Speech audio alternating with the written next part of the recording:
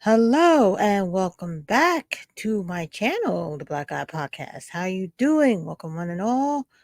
Those who've been with me from the beginning and all the new people. It's good to see you. Today I wanted to share a brief recording about women, Black women, and how we were, well, I wasn't born then, but how Black women were sidelined in the civil rights movement. Um, there are names you might not be familiar with, and there are a few that you are familiar with. But I really wanted to share this recording because history has, in my opinion, sidelined just how important the Black woman was to the civil rights movement. It seems to be escaped. We seem to not be aware of just how much Black women were the backbone, not only the backbone, but the creators practically of the civil rights movement. And that seems to be lost on a lot of young people here. So I wanted to share this recording with you and hopefully this enlightens you and helps you to understand that Black women are not people to be sidelined or denigrated or demoralized, but they are to be celebrated. We are to be celebrated and lifted up, because without us, without Black women, much of the civil rights movement would not have existed. So, without further ado, I'm going to play this audio. And let me just quickly introduce the people involved. The historian speaking is Ashley Farmer. The host is Celeste Headley, and they're going to discuss how different the March on Washington might have sounded if women who led the civil rights movement were allowed to speak. So here we go. Also, there'll be a link in the video to the video in the description. Without further ado,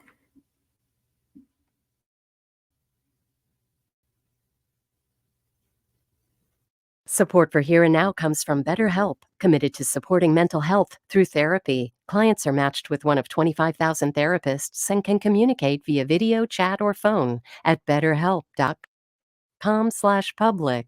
This month marks 60 years since Martin Luther King Jr. delivered his I Have a Dream speech in front of the Lincoln Memorial in the nation's capital. On August 28, 1963, about 250,000 people gathered on the National Mall for the March on Washington. They all came together to fight for racial equality and the civil rights movement. Many believe the march helped speed passage of the 1964 Civil Rights Act. But there was one notable thing missing from that day, and that was the voices of the many powerful women who helped spearhead the civil rights movement. Those women attended the march that day, but they were not invited to speak. 60 years later, we're asking the question, how different would that day have sounded if women were allowed to raise their voices? For more, let's bring in Ashley Farmer, Associate Professor of History and African Diaspora Studies at the University of Texas, Austin, and author of the book, Remaking Black Power, How Black Women Transformed an Era. Welcome, Ashley. Hello, thank you for having me.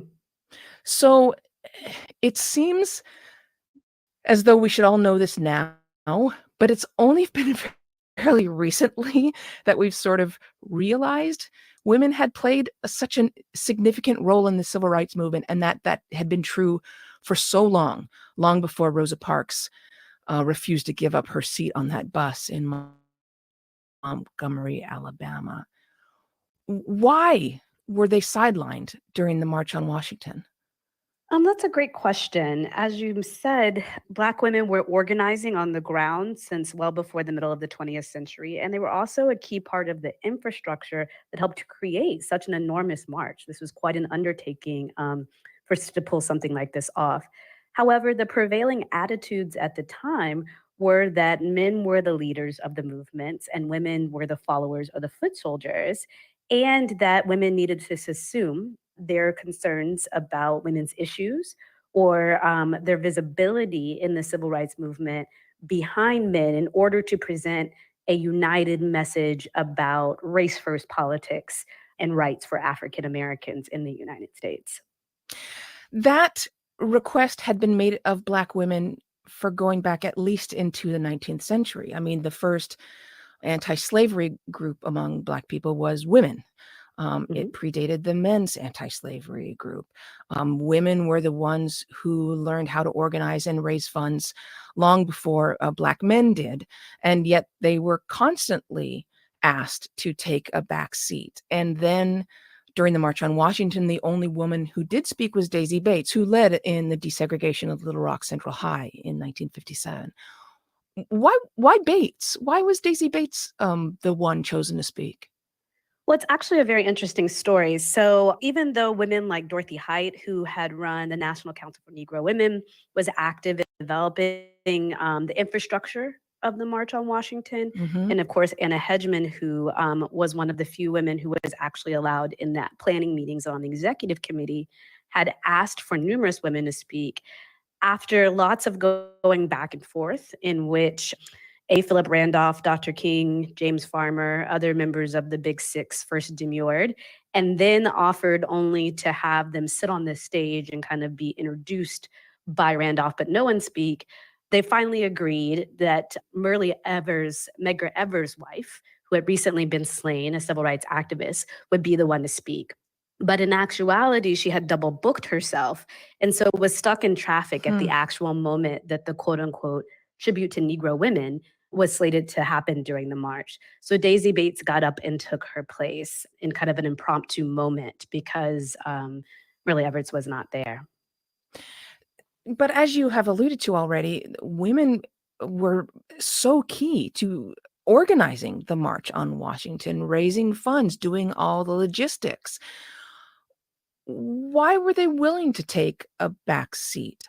Some thought that they should withhold their labor and withhold their support unless they were going to be adequately acknowledged in this and in other protests. Others thought, their day would come. First, we fight and unify as African Americans around these central issues like civil rights and voting rights. And as these doors open up, then more room will be made for Black women in particular to advance what we would now call like their gender specific rights. So you mentioned Anna Hedgeman, who served in President Truman's administration. She was the only woman to serve on the planning committee for the March on Washington. She later recalled how Rosa Parks was depicted often as this meek seamstress instead of the actual very strong-willed civil rights leader that Rosa Parks was. So let's take a listen to Rosa Parks speaking to a reporter in 1956 and describing her refusal to give up that seat on the Montgomery bus. I didn't feel afraid. I had decided that I would have to know once and for all what rights I had as a human being and a citizen, even in Montgomery, Alabama. How do you think our image, our sort of national memory of Rosa Parks might be different if we had been able to hear her speak, either at the March on Washington or more of these sort of national events? As many historians, most notably Jean Theo Harris, has pointed out, Rosa Parks was not just a tired seamstress who was old. She was much younger than most people think of her, who one day just simply decided she had had enough. But rather, she was a studied and stayed activist. She had been involved in struggles with the NAACP and other groups since the 1930s. But when we aren't allowed to hear women like Parks speak, we don't get their recollections of that long history. And we also keep them frozen in one point in time.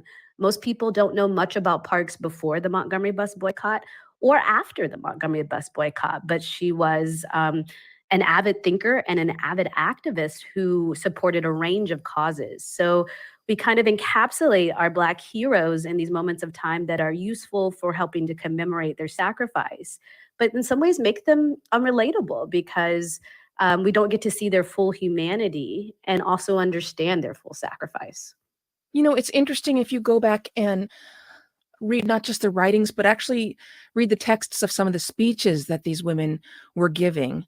And Hedgeman, who you've mentioned, also reflected on Dr. King's speech, and she wrote in front of 250,000 people who'd come to Washington because they had a dream. And in the face of all the men and women of the past who had dreamed in vain, I wished very much that Martin had said, "We have a dream." Do you ever think about how different the March on Washington might have sounded if we had heard from the women as well? How different the message might have sounded? Yes, I do often. I think about the women that they actually included in the tribute to Negro women, who they selected to be on the stage and be recognized in the program. One, as we've talked about, is Parks. Another one is Daisy Bates. What would have been like for those in the past and for us today to connect those local level struggles of with Bates in Little Rock and Montgomery with fomenting this large national movement that many folks see as kind of the moment when the Civil Rights Act of 1964 really became a real possibility. And we would also just maybe start to think about the impact that everyday Black women, from seamstresses to teachers to community workers, did in creating some of our biggest moments nationally, and things America is typically holds up to be moments where we are living up to our promise. And the women also, I wonder if you agree, sometimes really brought home the idea that civil rights is a daily exercise. It's not something you necessarily win in some big victory, but it is something you have to work out every day. Absolutely. When we think even about the Montgomery bus boycott that lasted for, a little over a year, or the protracted struggles of a Little Rock Nine, you see the kind of day in, day out struggle that Black people engaged in and continue to engage in this day in order to both affirm their humanity and assert their fundamental and constitutional rights. And by and large, that grassroots work was headed and sustained by Black women like Parks, like Bates. Ashley Farmer is an associate professor of history and African diaspora studies at the University of Texas, Austin, and author of the book, Remaking Black Power, How Black Women Transformed an Era. Thank you so much.